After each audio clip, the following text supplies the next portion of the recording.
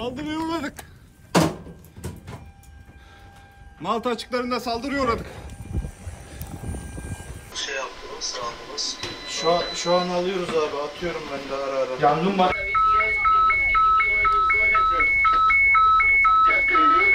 Vicdan gemisi, Filistin'e yardım götürmek isteyen vicdan gemisi an itibariyle 2 tane bomba veya drone'la vuruldu. Eyvah, eyvah, eyvah.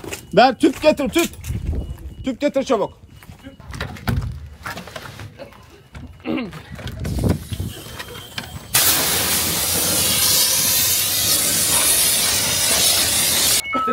degrees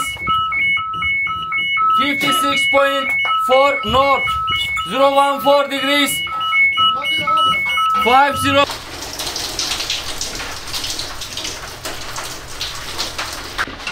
Hacım bendesin. Dur. Hacım dur. SOS çağrıları yapıldı. Birazdan şeyler gelmeye başlar.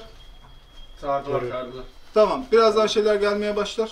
Allah'ın izniyle bugün sabah olacak. İnşallah.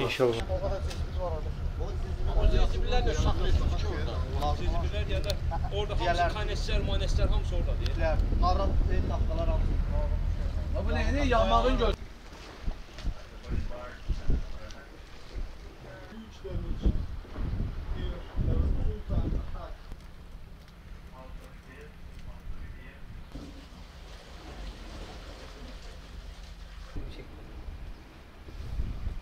Dur abi böyle.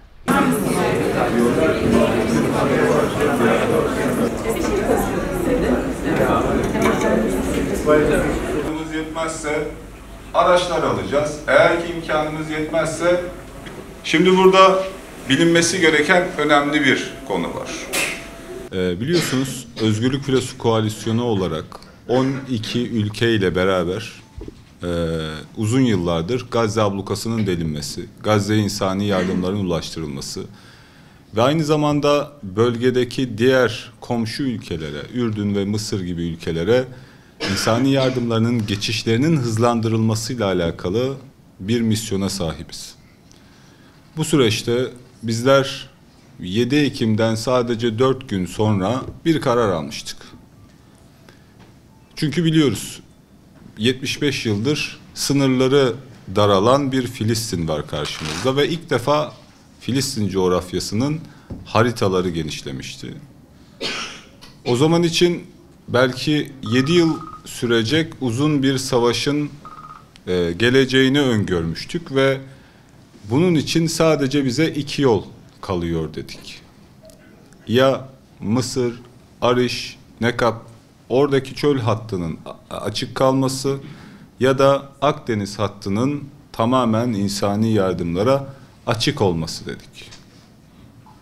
Çünkü 1948 yılından bu yana bölgede sadece kan, barut ve gözyaşı politikası güden İsrail'in neredeyse bir hafta olaysız bir gün geçirdiğini görmedik, gözlemlemedik.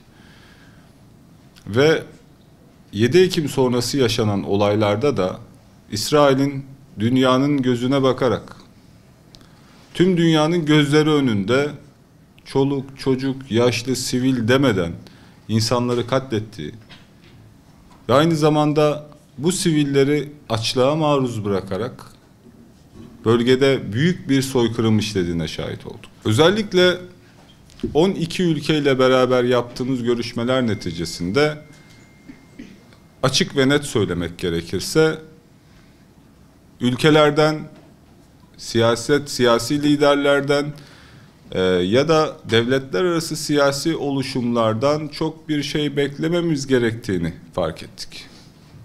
Bu süreçte Birleşmiş Milletler'e, İslam İşbirliği Teşkilatı'na ya da Akdeniz Havzası'ndaki bütün ülkelerle bir takım görüşmeler gerçekleştirdik. Ve her zaman şunları söyledik ona. Bakın, burada bir soykırım yaşanıyor.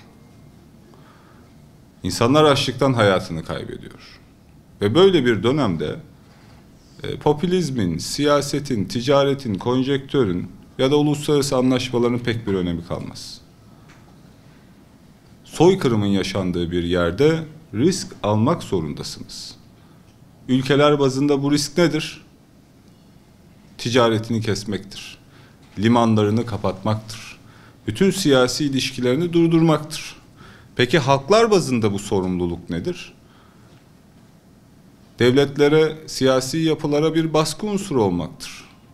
İnsani yardımların ulaştırılması için en tabii hakkımız olan, bir sivil toplum kuruluşu olarak en tabii hakkımız olan baskı kurma, bilgilendirme ve bu konuda gündem etme gücümüzü kullanmaktır. Bizler uzunca bir uğraş sonrasında vicdan gemisini hazırladık. Aramızda takip eden arkadaşlarımız vardır. Biliyorsunuz vicdan gemisi 7 ay boyunca Haydarpaşa Limanı'nda hukuksuz bir şekilde engellendi. Ve bununla alakalı olarak tam 150 gün süren Haydarpaşa Limanı önünde büyük bir eylem yapılmıştı. Bu eylemler neticesinde bizim talebimiz net. Gazze'ye giden insani yardım yollarının açılması. İsrail'i iyi tanıyoruz.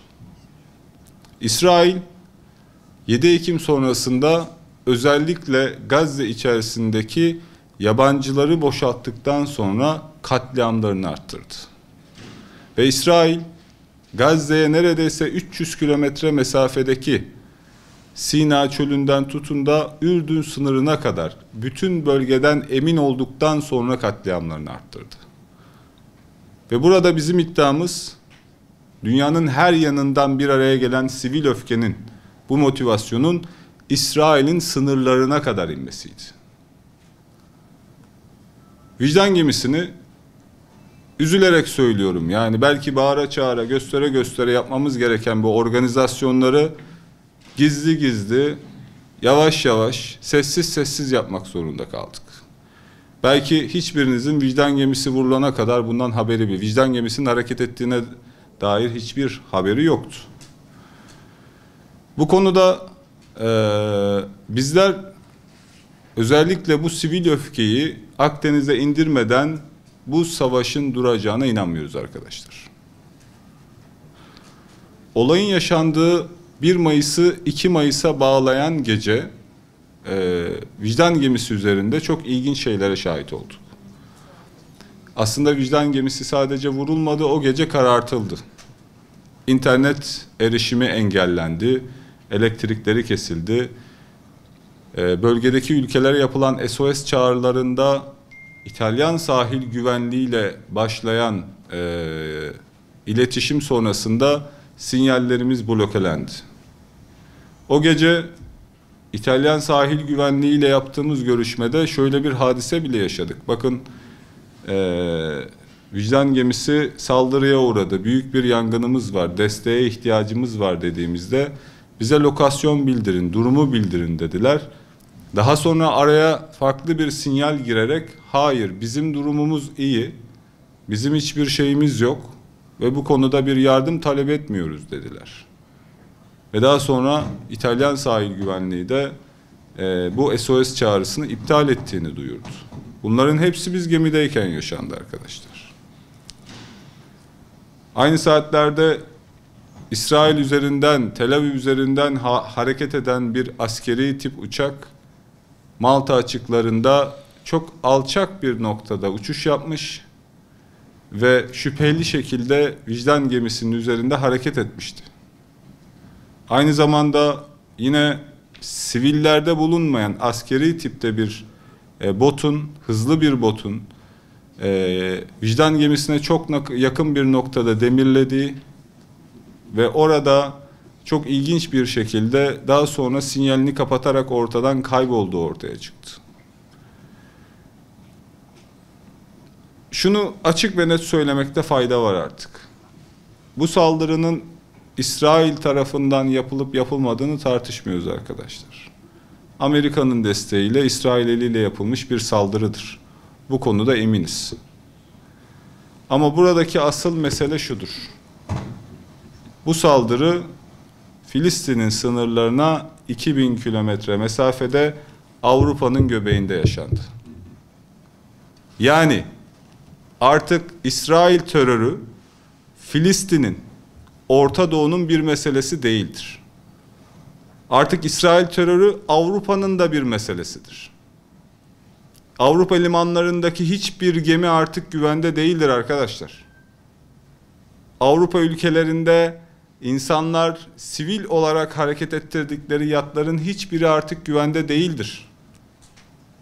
Özellikle Avrupa'nın şunu bilmesi gerekiyor. İsrail sınırlarınıza kadar gelip bir operasyon yapıyor. Burada Türkiye'nin de aslında Türkiye'ye de gelen önemli bir mesaj var. Türkiye'nin Akdeniz'de egemenlik hakları bulunuyor. Ve İsrail bu egemenlik haklarını çiğneyerek, Akdeniz havzasında ilerleyerek Avrupa'nın ortasında bir operasyon yapabiliyor. Şimdi artık bu şu demek oluyor. İsrail tüm dünya barışı için bir tehdittir. Selamla başlayalım. Esselamu ala ervahü şuhada. Bütün Filistin'deki bütün şehitlere buradan selam olsun ve bütün direnişte yer alanlara.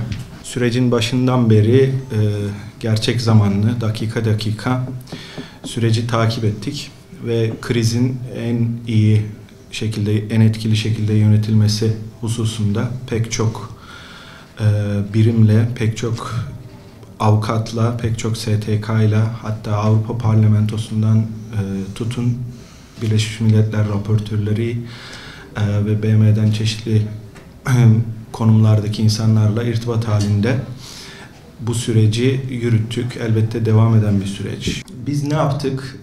Kriz olur olmaz derhal gerekli talepler gemiyle iletişim halinde ve Malta'daki kriz masası, İstanbul'daki kriz masasıyla iletişim halinde hemen bir projeksiyon oluşturduk ve bu projeksiyona göre geminin derhal gerekli güvenlik önlemlerinden ve yangının söndürülmesinden, can güvenliğinin sağlanmasının akabinde tarafsız ve bağımsız gözlemciler tarafından oradaki forensik, askeri araştırmanın ve incelemenin yürütülmesi hususunda derhal çağrılara geçtik.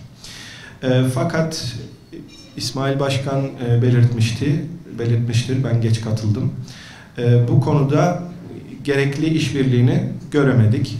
Malta makamları iddia ettiklerinin aksine hiç de işbirlikçi bir tavır başında işlemediler, göstermediler. 2 gün önce Başbakanın açıklamalarına kadar, bu da bizim ciddi ve dünya kamuoyundaki Filistin dostlarının gösterdiği baskının neticesinde oldu. Şu anda böyle bir sürece girildi. Hala bizim dün yaptığımız açık bir çağrıda bütün Avrupa Parlamentosu'ndaki parlamenterler gönderilen ve ayrıca Birleşmiş Milletler'in çeşitli birimlerine açık bir çağrı yaptık. Bugün sabah ve öğlen saatlerinde Avrupa parlamenterlerinden bazıları Malta'ya inecekler ve bu misyonun, gözlem misyonuna dahil olacaklar. Sonrasında pek çok irtibat halinde olduğumuz, burada biz uluslararası bir gözlem misyonu oluşturmak istiyoruz ve bu sürecin tamamıyla tarafsız ve objektif bir şekilde yürütülmesini istiyoruz. Biz bu basın açıklamasını yaparken ne yazık ki dünyanın bir bölgesinde insanlık dışı bir soykırım gerçekleşiyor. İşgalci İsrail tüm dünyanın gözü önünde sistematik bir şekilde Gazze halkını yok etmeye, hayatta kalanları ise açlığa ve susuzluğa mahkum etmeye devam ediyor. Peki İsrail'in bu eylemleri karşısında dünya devletleri ve uluslararası örgütler neler yapıyor? Gazze'deki soykırımı durdurmak için atılması gereken adımlar konuşulurken bugün geldiğimiz süreçte İsrail'in ve kuklası ABD'nin Gazze halkının tehcir planlarını konuşmaya başladık. Öte yandan İsrail Gazze'de yaktığı soykırım ateşini Lübnan'a, Suriye'ye ve son yaşadığımız hadisede Avrupa kıyılarına ulaştırırken dünya devletleri bu çete yapılanması İsrail'in haydutluğuna kayıtsız kalmaya, soykırım ateşinin topraklarına kadar gelecek olma ihtimali karşısında 3 maymun oynamaya devam ediyor.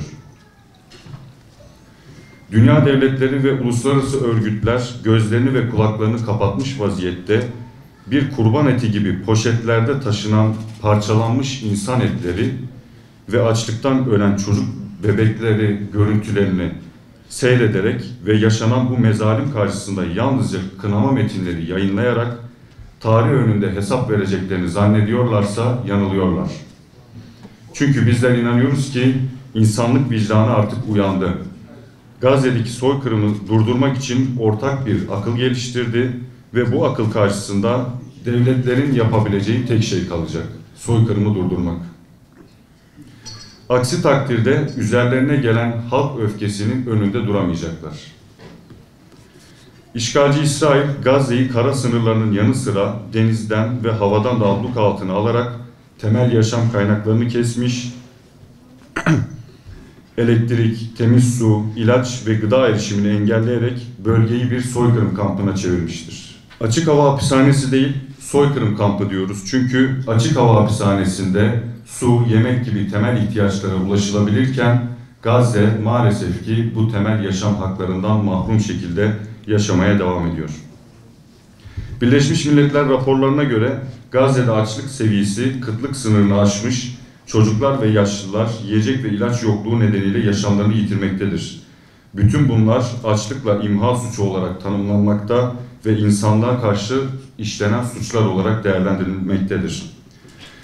Dünya devletleri ve uluslararası örgütlerin sessizliği ve eylemsizliği bu soykırımın giderek büyümesine sebep olmuş, geldiğimiz süreçte soykırımı durdurmaktan ziyade ne yazık ki kınama metinleri yayınlamanın ötesine geçilememiştir. Hal böyleyken sivil vicdanın sesi olmak amacıyla Avrupa'dan, Türkiye'den, Asya'dan aktivistler birçok farklı bölgeden bir araya geldiler, ablukayı kırmak için özgürlük filosunu kurdular. 2006 yılından beri Gazze'de insanlık dışı ablukayı kırma misyonuyla filolar düzenleyen Özgürlük Filosu Koalisyonu farklı zamanlarda 16 kez insani aktivizm operasyonu düzenledi. Mavi Marmara gemisi de bu misyonun bir parçasıyken bundan 5 gün önce işgalci İsrail'in Malta açıklarında 2 drone ile saldırdığı vicdan gemisi de bu misyonun bir parçasıydı. Dünyanın vicdanlı insanları bir araya geldi ve tam 577 gündür devam etmekte olan soykırıma karşı insanlık dışı ablukayı kırmak üzere gemiler hazırladı. Bu gemilerin tek bir amacı vardı: insanlığın vicdanının sesi olmak. Aralarında 12 farklı ülkeden kurumu ve 60 farklı ulustan aktivistleri barındıran Özgürlük Filosu Koalisyonu, Gazze'deki ablukayı kırmak ve acil insani yardım koridoru oluşturmak amacıyla geçtiğimiz günlerde Tunus'tan yola çıkmıştı. Ve Malta limanında gemiye dahil olacak Özgürlük Filosu Koalisyonu aktivistleriyle rotasını Mısır Ariş limanına çevirecek, yapacağı gündem çalışmalarıyla halkları harekete geçirerek Mısır Refah Kapısı başta olmak üzere Gazze için acil insani yardım koridoru açılması konusunda tüm dünya devletlerine baskı oluşturacaktı. Fakat işgalci İsrail'in kendi kıyılarından 2000 kilometre uzaklıktaki gemiye gerçekleştirdiği bu hain saldırı bir kez daha bu işgalci çetenin tüm dünya için bir tehdit olduğunu gözler önüne sermiştir. Gazze'nin üzerine tonlarca bombalar yağarken Özgürlük Filosu Koalisyonu 2 drone ile yapılan bu alçakça saldırı karşısında yolundan, misyonundan vazgeçmeyecek ve Gazze'deki abluka kırılana dek filolar çıkarmaya devam edecektir. 1,5 seneyi aşkın bir süredir hani sadece insanlık vicdanında mahkum edilen değil, aynı zamanda uluslararası yargı kurumları tarafından da katil olduğu, terörist olduğu tescilli bir çetenin soykırımına, vahşetine hep birlikte şahitlik ediyoruz. Şunu vurgulamak istiyorum, yani Netanyahu denilen katil, Uluslararası Ceza Mahkemesi tarafından suçlu olduğu, terörist olduğu ifade edilmiş, ilan edilmiş ve hakkında yakalama kararı çıkartılmış bir terör çetesinin lideridir.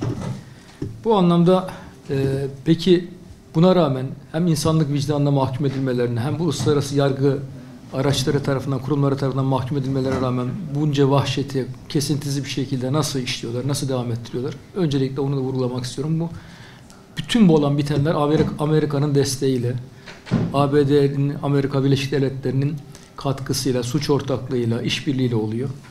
Bunu vurgulamak durumundayız.